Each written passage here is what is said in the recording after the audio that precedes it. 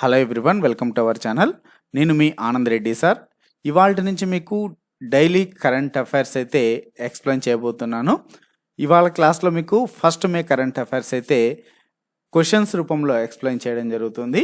So చివరి వరకు video చూడండి. అదేవిధంగా both English medium and Telugu medium 2 లాంగ్వేజెస్లో కూడా సో మన ఛానల్ సబ్స్క్రైబర్స్ అడుగుతున్నటువంటి సబ్స్క్రైబర్స్ యొక్క అభ్యర్థన మేరకు బోత్ లాంగ్వేజెస్లో అయితే క్లాస్ ఉంటుంది.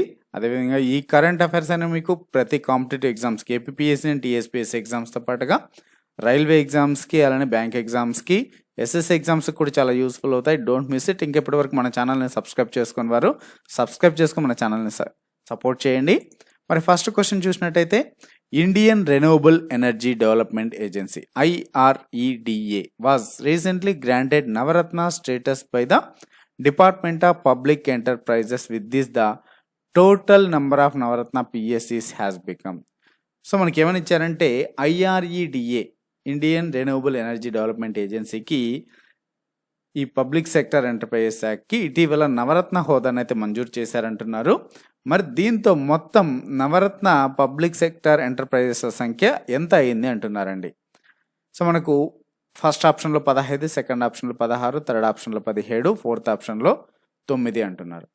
మరి ఇక్కడ ఆన్సర్ ఏంటి అంటే సో టోటల్ ఇప్పుడు ఈ యొక్క పబ్లిక్ సెక్టర్ ఎంటర్ప్రైజెస్ నవరత్న హోదా కలిగినటువంటి కంపెనీల సంఖ్య ఈ IREDAతో కలిపి 17కి చేరుకుంది. Answer is third option. మరి నవరత్న కంపెనీస్ అంటే ఏంటి, సో దానికి గల మెయిన్ హోదా అసలు ఎందుకు ఆ హోదా ఇస్తున్నారనేటువంటిది కూడా చూద్దాం. సో సెంట్రల్ అథారిటీతో సంబంధం లేకుండా 1000 కోట్ల వరకు పెట్టుబడి పెట్టుకోవచ్చు అండి ఇవి. సో 1000 crores వరకు పెట్టుబడి పెట్టుకోవచ్చు ఈ యొక్క నవరత్న కంపెనీస్. సో మరి ఈ నవరత్న కంపెనీస్ స్టేటస్ IREDAకి ఈ 2024 సంవత్సరానికి ఇవ్వడం జరిగింది. అయితే రీసెంట్గా నవరత్న హోదాను పొందినటువంటి కంపెనీస్ ఏవేవి అంటే సో మొత్తం 17 ఉన్నాయి. అనగా మనకు 16వది 15వ కంపెనీ ఏంటి అది కూడా ఇంపార్టెంట్. సో 2023 అక్టోబర్ 2023లో 2 కంపెనీస్కి నవరత్న హోదా ఇచ్చారు. సో అవేవేవంటే ఇర్కాన్ ఒకటి, అలానే RITES లిమిటెడ్. సో ఈ రెండింటికి 2023 అక్టోబర్లో నవరత్న హోదానైతే ఇచ్చారు. మరి 1976లో దీన్ని ఎస్టాబ్లిష్ చేశారు. దీన్ని 1974లో ఎస్టాబ్లిష్ చేయడం జరిగింది. మరి ఈ IREDAని దీన్ని ఎప్పుడు ఎస్టాబ్లిష్ చేశారు అంటే 1987లో ఈ IREDAని ఎస్టాబ్లిష్ చేయడం జరిగింది. 1987 సంవత్సరంలో. సో దీంట్లో గవర్నమెంట్ స్టేక్ ఎంత ఉంటుందంటే 75% ఉందండి. 75% గవర్నమెంట్ సెంట్రల్ గవర్నమెంట్ వాటా ఉంది IREDA. మరి ఈ IREDA కంపెనీ ఏం చేస్తుంది అంటే ఈ యొక్క న్యూ అండ్ రెన్యూవబుల్ ఎనర్జీకి so new and renewable energy ప్రాజెక్ట్స్కి ఇది ఫైనాన్స్ని ప్రొవైడ్ చేయడం ఇటువంటివి చేస్తుందండి. సో న్యూ అండ్ రెన్యూవబుల్ ఎనర్జీకి సంబంధించినటువంటి సోర్సెస్కి సంబంధించి ఫైనాన్షియల్ అసిస్టెన్స్ ఇవ్వడము, అలానే వాటిని ప్రమోట్ చేయడము, వాటిని డెవలప్ చేయడము ఆ ప్రాజెక్ట్స్ని. సో వాటికి సంబంధించినటువంటి న్యూ అండ్ రెన్యూవబుల్ ఎనర్జీ సోర్సెస్ని అయితే అందించడం జరుగుతుంది ఈ IREDA అనేది. సో ఇది వచ్చేసి ministry of new and renewable energy కింద ఉంటుందండి. మరి new and renewable energy minister ఎవరు అంటే so new and renewable energy minister RK Singh అండి. New and renewable energy minister central minister RK Singh. So power minister and also a new and renewable energy minister. RK means Raj Kumar Singh. మరి 2023లో ఇర్కాను RITES అంటున్నాం. So మరి అంతకుముందు so మొట్టమొదటిది వచ్చేసి Bharat electronics limited, అలానే container corporation of India limited, EIL engineers India limited, అలానే HAL అండి. So ఈ HAL ఇవన్నీ కూడా ఇంకా MTNL Mahanagar telephone Nigam limited, NALCO, so national aluminium company limited, NBCC అండి. So NBCC national buildings construction corporation of limited, ఇంకా NLC India navy lignite corporation limited. So ఇవన్నీ కూడా నవరత్న కంపెనీసే అండి. ఇంకా national mineral development corporation NMDC అండి. సో ఎన్ఎండిసి నుంచి మనకు messages కూడా వస్తూ ఉంటాయి. సో ఈ వాతావరణ విపత్తులకు సంబంధించి ఏమైనా మీ ఏరియాలో వడగాల్పులు వస్తున్నాయి ఇలా మెసేజెస్ కూడా చూస్తుంటాం. సో ఎన్ఎండిసి కూడా so one of the Navratna company. ఇంకా Rashtriya Ispat Nigam limited RINL, SSC shipping corporation of India limited, rail Vikas Nigam limited RVNL, ONGC Videsh limited, ఇంకా Rashtriya chemicals and fertilizers limited. So ఇవన్నీ టోటల్ 17 నవరత్న కంపెనీస్ ఉన్నాయి ప్రస్తుతానికి. రీసెంట్గా వచ్చేసి ఐఆర్ఈడిఈ, దానికన్నా ముందు ఆర్ఐటిఎస్ అండ్ ఇర్కాన్. నెక్స్ట్ క్వశ్చన్కి వెళ్దాం. Who has taken charge as the presiding officer of the securities applied tribunal? So securities applied tribunal presiding ఆఫీసర్గా ఎవరు బాధ్యతలు స్వీకరించారు? సో మనకు 4 options. Justice Sharad Arvind Bobde, justice Dinesh Kumar, justice Uday Lalit, justice NV Ramana. So మరి ఆన్సర్ చూసినట్టయితే మనకు second option is the right answer, justice Dinesh Kumar. So justice Dinesh కుమార్ని శాట్గా, శాట్ అనగా సెక్యూరిటీస్ అప్లైడ్ ట్రిబ్యునల్, సో దీనికి ప్రిసైడింగ్ ఆఫీసర్గా 4 సంవత్సరాల కాలానికి 4 ఇయర్ టర్మ్కి ఇతన్ని ఎన్నుకోవడం జరుగుతుంది. అంటే ఇక్కడ so SAT securities applied tribunal యొక్క పదవి కాలం ఎన్ని సంవత్సరాలు అంటే 4 సంవత్సరాలు, లేదా సో ఒక్కొక్కసారి మనకు ఏజ్ ఫ్యాక్టర్ కూడా చెప్తుంటారు. సో 4 సంవత్సరాలు లేదా 67 సంవత్సరాల వరకు, అంటే ఏది ముందు వస్తే అదండి. 67 ఇయర్స్ ముందు వస్తే 67 ఇయర్స్, అంటే 4 సంవత్సరాల లోపలనే 67 ఇయర్స్ ఆ వ్యక్తి కంప్లీట్ అయితే అదే అతని టర్మ్ అవుతుంది. లేదంటే 4 సంవత్సరాల వరకు అతను పదవిలో కొనసాగుతారు. మరి ఈ శాట్ సెక్యూరిటీస్ అప్లైడ్ ట్రిబ్యునల్కి రాకముందు, ప్రిసైడ్ ఆఫీసర్ కాకముందు, సో ఈయన ఒక హైకోర్టుకి చీఫ్ జస్టిస్గా పనిచేశారు. అది కూడా very very most important. Justice Dinesh Kumar so ఇంతకుముందు ఎక్కడ పనిచేశారంటే Karnataka high court. So Karnataka high court సీజేగా పనిచేశారండి, చీఫ్ జస్టిస్గా పనిచేశారు. సో ఎప్పటి వరకు అంటే ఫిబ్రవరి 2024 వరకు ఈయన కర్ణాటక హైకోర్టు చీఫ్ జస్టిస్గా పనిచేశారు. సో గత 4 సంవత్సరాల నుంచి ఈ పోస్ట్ అయితే ఖాళీగా ఉంది. మరి అంతకుముందు ఎవరు ఉండేవారంటే జస్టిస్ తరుణ్ అగర్వాల్ ఉండేవారు, జస్టిస్ తరుణ్ అగర్వాల్. మరి తరుణ్ అగర్వాల్ ఈయన రిటైర్డ్ కావడంతో సో ఈయన డిసెంబర్ 2023లో రిటైర్డ్ అయ్యారు. So justice Tarun Agarwal December 2023లో రిటైర్డ్ కావడంతో ఆ పోస్ట్ అప్పటి నుంచి ఖాళీగానే ఉంది.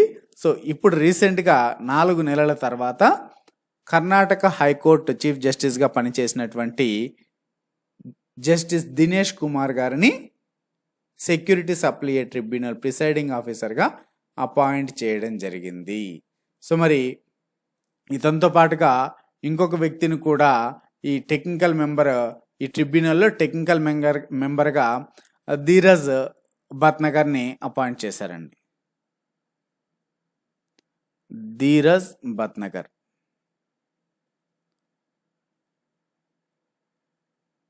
సో ఈయన ఈ ట్రిబ్యునల్లో టెక్నికల్ మెంబర్గా, సో టెక్నికల్ మెంబర్గా కూడా ఇతన్ని కూడా అపాయింట్ చేయడం జరిగింది.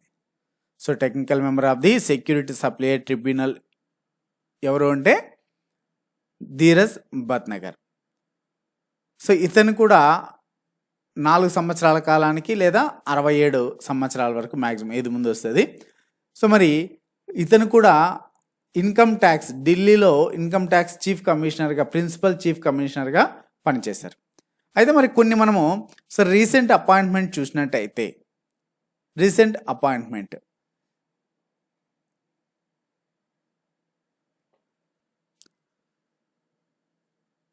సో నర్సింగ్ పంచమ్ యాదవ్, ఈయన కూడా ఇంపార్టెంట్. ఇది రీసెంట్గా అపాయింట్ చేసినటువంటి కొంతమంది వ్యక్తుల్లో ఇంపార్టెంట్ చెప్తున్నాను. నర్సింగ్ పంచమ్ యాదవ్. సో ఎవరు ఈయన అంటే దేనికి అపాయింట్ చేశారంటే వీరిని so wrestling federation of India's athletes commission, wrestling federation of India's athletes కమిషన్కి చైర్మన్గా అపాయింట్ చేశారు రీసెంట్గా. రీసెంట్ అపాయింట్మెంట్స్ కూడా మనకు అప్పుడప్పుడు రివిజన్ చేసుకుంటే అర్థమవుతాయి, గుర్తుకుంటాయి. అలానే సునీల్ కుమార్ యాదవ్, ఇంకొక యాదవ్ అండి, సునీల్ కుమార్ యాదవ్.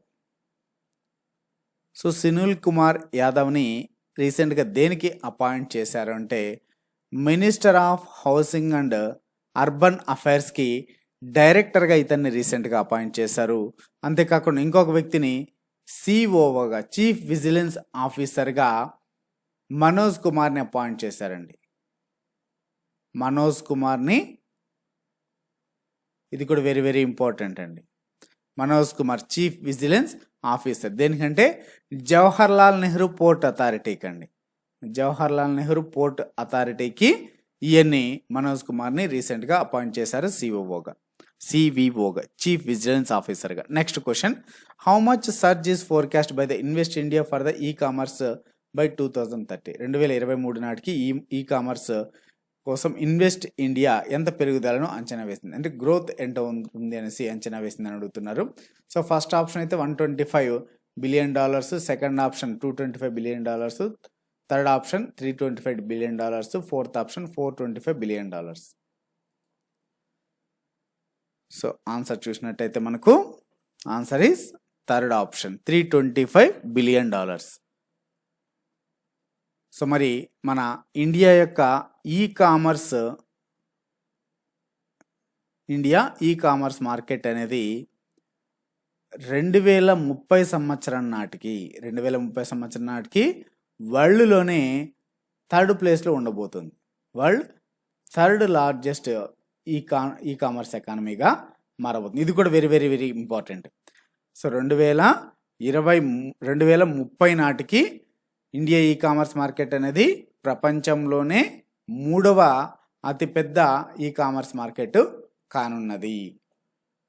సో మరి ఇలా చూసినట్టయితే ఓవరాల్గా 2030 సంవత్సరానికి $325 బిలియన్ పెరగనున్నది 2030 నాటికి అంటున్నాం.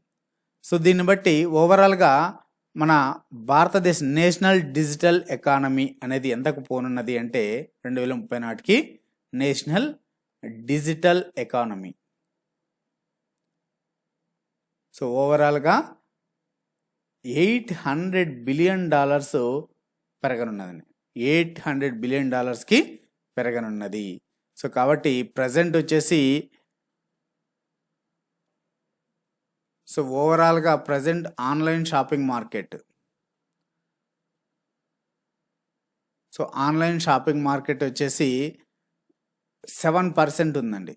సో ప్రస్తుతం వచ్చేసి ఓవరాల్గా $70 బిలియన్ ఉంటే $70 బిలియన్ 7% ఆన్లైన్ షాపింగ్ మార్కెట్ ఉందండి టోటల్ రిటైల్ మార్కెట్లో. సో కాబట్టి ఇది ఒక హ్యూజ్ ఆపర్చునిటీ అని చెప్పుకోవచ్చు మన ఇండియా యొక్క డిజిటల్ ఎకానమీలో గ్రోత్ అవ్వడానికి అని చెప్పుకోవచ్చు. Next question, which IIT has unveiled innovative 3D printed dummy ballot unit in April 2024? April 2022లో innovative 3D printed dummy ballot యూనిట్ను ఏ ఐఐటి ఆవిష్కరించింది అంటున్నారు. So answer first option IIT Guwahati, second option IIT Delhi, third option IIT Madras, fourth option IIT Indore. Answer first one IIT Guwahati. So మరి ఈ యొక్క IIT Guwahati so యొక్క innovative 3D printed dummy ballot యూనిట్ని April 2024లో ఆవిష్కరించింది అంటున్నాము. మరి దీన్ని ఎవరు డెవలప్ చేశారు అంటే ఎస్విఈపి దేంతో కలిసి అంటే ఐఐటి గౌహతితో కలిపి, ఐఐటి గౌహతితో పార్ట్నర్షిప్ అంటే ఎస్విఈపి అంటే ఏంటంటే systematic voters education and electoral participation అండి. Systematic voters education and electoral participation cell అంటాము. సో మరి ఇది ప్లస్ ఐఐటి గౌహతి రెండు కలిపి ఈ యొక్క 3D ప్రింటెడ్ డమ్మీ బ్యాలెట్ యూనిట్ని లాంచ్ చేశాయి ఈ April. Next question, who has been awarded Lachhu Maharaj award for the year 2024? So 2024 సంవత్సరానికి లచ్చు మహారాజ్ అవార్డు ఎవరికి లభించింది అంటున్నారు. సో ఇది కూడా very very most important. First option Hema Malini, second option ప్రచీష, third option సైరాబాని, fourth option Pandit Rajendra గంగాని. So చాలామంది ఇది కన్ఫ్యూజ్ అవ్వకండి. సో ఎందుకు కన్ఫ్యూజ్ అనేటువంటిది కూడా చెప్తాను. సో మనకు ఈ క్వశ్చన్కి ఆన్సర్ అయితే ఫోర్త్ ఆప్షన్ పండిత్ రాజేంద్ర గంగానికి ఈ యొక్క అవార్డు అయితే రావడం జరిగింది. సో మరి ఈ యొక్క లచ్చు మహారాజ్ అవార్డు, సో ఎవరు ఈ లచ్చు మహారాజ్? సో లచ్చు మహారాజ్ ఈయన ఫేమస్ కథకళి ఎక్స్పోనెంట్ అండి. సో లచ్చు మహారాజ్ వచ్చేసి ఫేమస్ కథకళి ఎక్స్పోనెంట్. కథకళి కానీ కథకళి కాదు, Kathak exponent. So from the which state అంటే కర్ణాటక.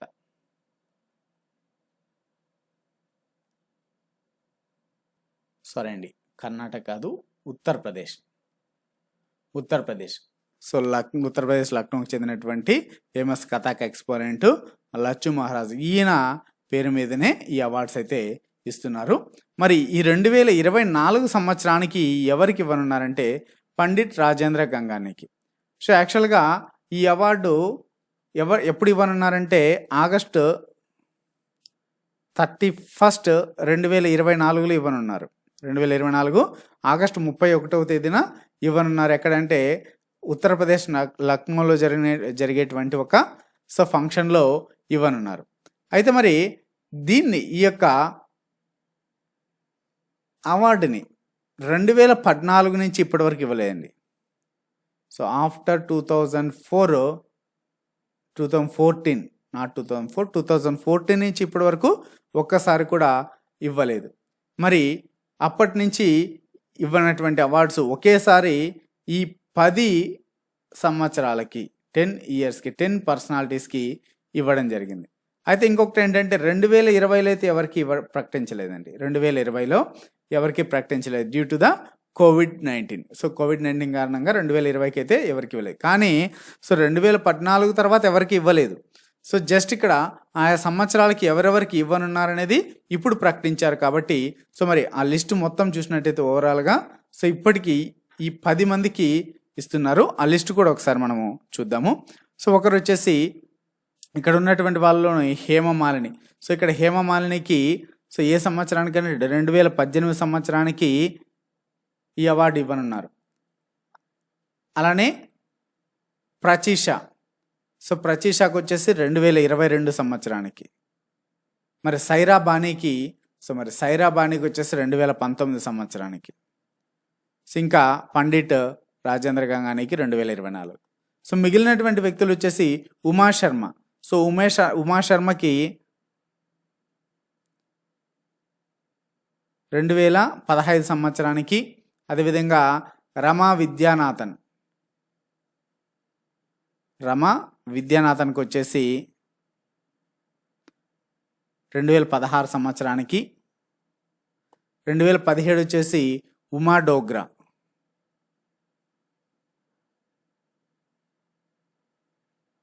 2017 సంవత్సరానికి. 2018 చెప్పాను ఇందాక హేమమాలినికి. 2019 సైరాబానీకని. 2019కి 2018కి ఇంకొకరికి ఇచ్చారండి. 2018కి ఇద్దరికి ఇచ్చారు 2018లో. సో 2018లో ఇంకొకరు ఎవరికి అంటే డాక్టర్ సంధ్యా పురీచాకి ఇచ్చారు.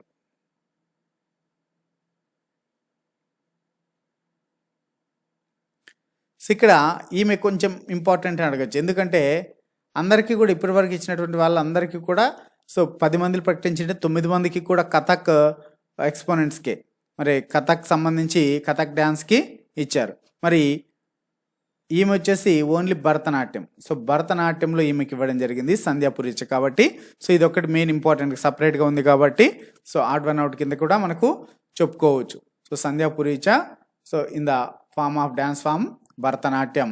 So he will get the award Lacchu Maharaj award in the 2018. So 2018 సంవత్సరానికి భరతనాట్యంలో సంధ్యా పురీచాకి ఇవ్వనున్నారు. మరి 2020లో అయితే ఇవ్వలేదు. 2021కి వచ్చేసి మాలవికా మిత్రాకి.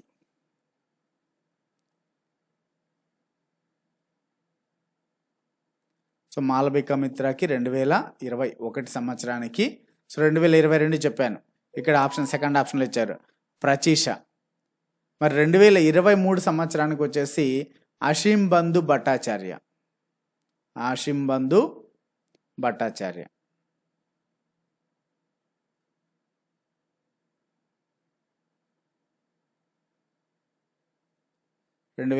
సంవత్సరానికి ఈ అవార్డు ఇవ్వన్నారు. సో టోటల్గా మొత్తం 2024 చెప్పాను ఇక్కడ ఆప్షన్లో పండిట్ రాజేంద్ర గంగాని. సో ఓవరాల్గా 10 మందికి అయితే ప్రకటించారు. ఆగస్టు 31, 2024లో జరిగేటువంటి ఆ యొక్క ఫంక్షన్లో, సెరమోనీలో ఉత్తరప్రదేశ్లో ఇవ్వనున్నారు. మరి ఈ అవార్డ్స్ని ఎప్పుడు ఇంట్రడ్యూస్ చేశారు, అది కూడా మోస్ట్ ఇంపార్టెంట్. సో ఈ అవార్డ్స్ని ఎప్పటి నుంచి ప్రదానం చేస్తున్నారు అంటే 1955 నుంచి ఇస్తున్నారండి. కానీ 2014లో వీటిని 2014 నుంచి ఇవ్వడం స్టాప్ చేశారు. సో ఇవ్వండి. మరి దీనికి సంబంధించి ఈయనకి సంగీత్ నాటక అకాడమీ అవార్డు కూడా ఈ లచ్చు మహారాజ్కి ఇంతకుముందు ఇవ్వడం జరిగింది. Next question, Dheeraj Bommadevara who was in the news recently belongs to which sports? So ఇటీవల వార్తల్లో నిలిచిన ధీరజ్ బొమ్మదేవర ఏ క్రీడకు చెందినటువంటి వ్యక్తి అని అడుగుతున్నారు. First option tennis, second option shot put, third option badminton, fourth option archery. Answer archery అండి, విలు విద్య. సో ఆర్చరీలో వచ్చింది. సో ఆర్చరీకి చెందినటువంటి వ్యక్తి. ఎందుకు ఇక్కడ ఈయన పేరుని ప్రస్తావించడం జరిగింది అంటే, సో ఇక్కడ ఒక్కొక్కసారి ఈ స్పోర్ట్స్ పర్సన్ నేమ్స్ అడుగుతుంటే కొత్త వ్యక్తులు అడుగుతుంది. మరి అలా కొత్త వ్యక్తులు అడగడానికి గల కారణం ఏంటని కూడా చెప్దాము. సో ఆఫ్టర్ 14 ఇయర్స్ అండి, 14 సంవత్సరాల తర్వాత సో మన India archery team, men's team వచ్చేసి గోల్డ్ విన్ అయ్యిందండి. ఒక హిస్టారిక్ మూమెంట్ అని చెప్పొచ్చు. ఇది ఒక హిస్టారిక్ గోల్డ్ని విన్ అయింది ఆఫ్టర్ 14 ఇయర్స్. అది కూడా సో టాప్ ప్లేస్లో ఉన్నటువంటి సౌత్ కొరియా పైన. ఆర్చరీలో సౌత్ కొరియా టాప్లో ఉంది. మరి ఈ ఫస్ట్ ప్లేస్లో ఉన్నటువంటి సౌత్ కొరియా పైన ఫస్ట్ టైం విన్ అయింది. So archery world cup stage 1లో సో వరల్డ్ ఛాంపియన్ అయినటువంటి సౌత్ కొరియా టీంతో మొట్టమొదటిసారిగా ఈ యొక్క స్వర్ణాన్ని సాధించింది. సో కాబట్టి మరి ఈ యొక్క టీంలో, ఈ యొక్క ఇండియా మెన్స్ రికర్వ్ టీంలో ఎవరెవరు ఉన్నారంటే సో ధీరజ్ బొమ్మదేవర ఉన్నారు. సో అతనితో పాటుగా తరుణ్దీప్ రాయ్ ఉన్నారు. తరుణ్దీప్ రాయ్, అలానే ప్రవీణ్ జాదవ్ కూడా ఉన్నారు.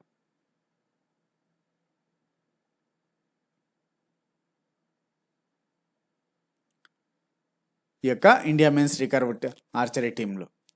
సో కాబట్టి ఈ వరల్డ్ నంబర్ 1 అయినటువంటి సౌత్ కొరియాలో 14 సంవత్సరాల తర్వాత టాప్ ప్లేస్లో ఉన్నటువంటి దాంతో సో విన్ అవ్వడం అనేది ఒక చారిత్రాత్మక విజయం. కాబట్టి సో ఇది కూడా మనం చెప్పుకోవచ్చు. సో ఎక్కడ జరిగింది ఇది అంటే షాంఘైలో జరిగిందండి. ఇక వరల్డ్ ఆర్చరీ టోర్నమెంట్ వచ్చేసి షాంఘైలో జరిగింది. ఇందులో మనకు 5 గోల్డ్ వచ్చాయి, 2 సిల్వరు, 1 బ్రాంజో వచ్చింది. So India is the highest medal tally at in the any single edition of this archery world cup. So ఇది ఇండియా యొక్క ఒక బిగ్గెస్ట్ విన్ అని చెప్పుకోవచ్చు ఆర్చరీలో ఈ ఇయర్లో. Next question, Ayushman Bharat Diwas is celebrated annually on which day in India to raise awareness of the objectives of the government's Ayushman Bharat Yojana? So ప్రభుత్వం యొక్క ఆయుష్మాన్ భారత్ యోజన లక్ష్యాలపై అవగాహన కల్పించేందుకు ఆయుష్మాన్ భారత్ దివస్ను ఏటా భారతదేశంలో ఏ రోజున జరుపుకుంటారు అంటున్నారండి. 30th ఏప్రిల్నా, లేదా 29th ఏప్రిల్నా, లేదా 28th ఏప్రిల్నా, 27th ఏప్రిల్ అని అడుగుతున్నారు. ఆన్సర్ అయితే మనకు ఫస్ట్ ఆప్షన్ 30th ఏప్రిల్. మరి దేనికోసం జరుపుతారంటే సో గవర్నమెంట్ యొక్క ఆయుష్మాన్ భారత్ యోజన స్కీమ్కి సంబంధించి. సో యొక్క ఆయుష్మాన్ భారత్ యోజన స్కీమ్కి సంబంధించి అవేర్నెస్ కోసం, అవగాహన కోసము ఈ యొక్క డేని ఆయుష్మాన్ భారత్ దివస్ని జరుపుకుంటారు every year on 30th April. మరి దీన్నే పిఎంజేఏవై అని కూడా అంటారు. ఇదే స్కీమ్ని పిఎంజేఏవై, ప్రధానమంత్రి జన్ ఆరోగ్య యోజన అని కూడా అంటారు. ప్రధానమంత్రి జన్ ఆరోగ్య Yojana is also known as the Ayushman Bharat Yojana. రెండు ఒకటి, మరి డిఫరెంట్గా అనుకోకండి. మరి సో ఇది దేనికి సంబంధించింది? ఆయుష్మాన్ భారత్ అనడంలోనే తెలుస్తాం మనకు, హెల్త్కి సంబంధించినటువంటి స్కీమ్. ఇది హెల్త్ స్కీమ్ అండి, సెంట్రల్ గవర్నమెంట్ యొక్క health scheme. So central government introduce చేసింది. సో మరి చాలా ఏరియాస్లో యొక్క హెల్త్కి సంబంధించి, మెడికల్ కేర్కి సంబంధించి ఫైనాన్షియల్గా ఇబ్బంది పడుతున్నటువంటి కారణంగా ఈ యొక్క స్కీమ్ని అయితే తీసుకొని రావడం జరిగింది. ఈ స్కీమ్ కింద మెడికల్ ఎక్స్పెన్సెస్ కోసం 5 లక్షలు యొక్క మెడికల్ ఎక్స్పెన్సెస్కి అయితే సంవత్సరానికి ఇవ్వనున్నది గవర్నమెంట్. మరి ఈ యొక్క ఆయుష్మాన్ భారత్ యోజన అనేది ఎప్పుడు స్టార్ట్ చేశారంటే 2018 సంవత్సరంలో పిఎం నరేంద్ర మోడీ గారు ఈ యొక్క ప్రధానమంత్రి ఆయుష్మాన్ భారత్ పిఎంజేఏవై స్కీమ్ని, ఆయుష్మాన్ భారత్ యోజన అన్న పిఎంజేఏవై స్కీమ్ అన్న రెండు ఒకటి, ఈ యొక్క స్కీమ్ని లాంచ్ చేశారు. హెల్త్ ఇన్సూరెన్స్ 5 లక్షలు ప్రొవైడ్ చేయడం జరుగుతుంది. 5 లక్షలు హెల్త్ ఇన్సూరెన్స్ ఈ యొక్క స్కీమ్ కింద. Next question, international jazz day is celebrated every year అని విచ్ డే? అంతర్జాతీయ జాజ్ దినోత్సవాన్ని ఏ రోజున జరుపుకుంటారు? ఇది కూడా మనకు ఆన్సర్ అయితే 30th ఏప్రిల్. ఈ యొక్క డేని దేనికోసం జరుపుకుంటారంటే, జాజ్ డే వచ్చేసి ఈ యొక్క డేని మొరాకోలో ఉన్నటువంటి టాంజియర్ సిటీ ఆఫ్ మొరాకో, ఈ సిటీకి ఈ డేని డెడికేట్ చేయడం జరుగుతుంది. It is a cultural heritage of jazz అనేది ఒక కల్చరల్ హెరిటేజ్ అండి, కల్చరల్ హెరిటేజ్ ఇది. ఎక్కడుంది ఇది అంటే ఆఫ్రికా కాంటినెంట్లో ఉంది, ఆఫ్రికా కాంటినెంట్లో. మరి జాజ్ అంటే ఇది ఒక మ్యూజిక్ అని చెప్పొచ్చండి. మరి ఆఫ్రికా కాంటినెంట్లో ఉంది అంటే ఇక్కడ ప్లేస్ అనుకోకండి. ఇది ఒక మ్యూజిక్. మరి ఈ మ్యూజిక్ వచ్చేసి, ఈ మ్యూజిక్కి ఆ సిటీ ఎక్కడ, సిటీలోనే కాదు, ఆఫ్రికన్ అమెరికన్ కమ్యూనిటీస్ ఇక లూసియానాలో కూడా ఇది చాలా ఫేమస్ అని చెప్పుకోవచ్చు. It is a music genre.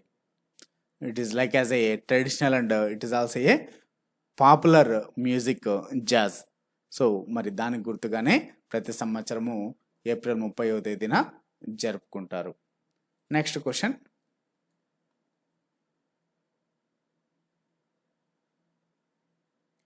National honesty day is celebrated every year on which day?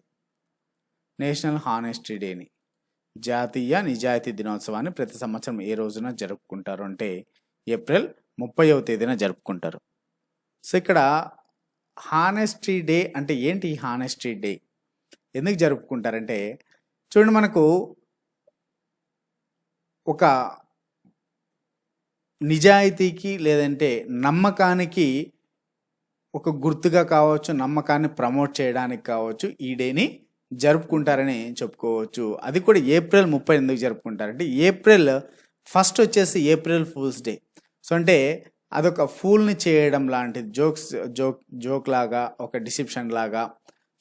Pool చేయడానికి ఏప్రిల్ 1 ఏప్రిల్ ఫూల్స్ డే అని కూడా చెప్పుకుంటాం, ఏప్రిల్ 1. మరి అందుకే ఏప్రిల్ లాస్ట్ డేని నిజాయితీ దినోత్సవంగా, అంటే ఒక ఏప్రిల్ 1 అనేది ఫూల్స్, లాస్ట్ అనేది నిజాయితీగా, అది ఒక ఫూల్ లాంటిది కాదని చెప్పుకోవడానికి ఆ విధమైనటువంటి ఉద్దేశంతో దీన్ని ఈ 30వ తేదీని ఏప్రిల్ 30ని నేషనల్ హానెస్టీ డేగా జరుపుకోవడం జరుగుతుంది. మరి దీన్ని ఎవరు సజెస్ట్ చేశారంటే, ఒక ఫేమస్ ఆథర్ సజెస్ట్ చేశారండి ఈ యొక్క డేని. ఎవరంటే ఆయన ఎం హిర్ష్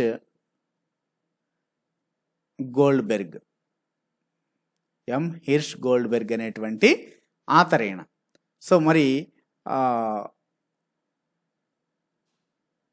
ఒక బుక్ ఉందండి, the book of lies in the early 90s అనేసి.